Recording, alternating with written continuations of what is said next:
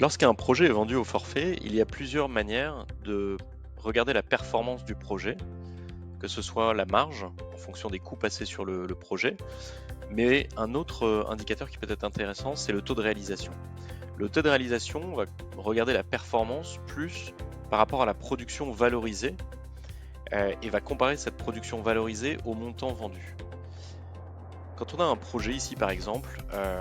le projet pour le client Tesla, le projet stratégie marketing a été vendu à 280 000 euros.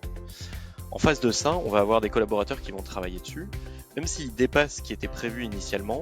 et ce qui avait été vendu, le bon de commande restant 280 000 euros, c'est l'argent qui va être collecté. Le taux de réalisation va aller comparer ce montant vendu par rapport à la production valorisée, c'est-à-dire malgré tout le temps passé et d'ailleurs ce qui reste à faire sur le projet. Si on valorisait chaque collaborateur qui a travaillé sur le sujet à son taux normal, à combien est-ce qu'on l'aurait vendu? En l'occurrence, ici, les 303 000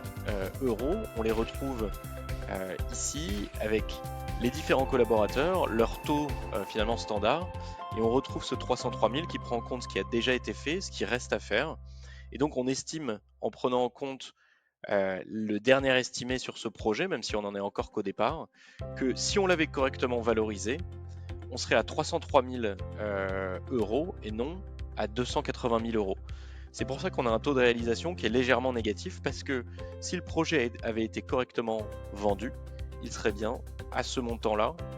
plutôt qu'à ce montant-là. Il y a donc peut-être des actions à réaliser, aller voir le client pour essayer de renégocier si les tâches ont été plus complexes que ce qui avait été demandé initialement,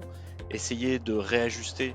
le staffing du projet pour potentiellement sur le reste à faire avoir des personnes avec des taux plus faibles et qui sont capables de délivrer avec le même niveau de qualité, ou d'autres actions qui peuvent permettre de rétablir ce taux de réalisation.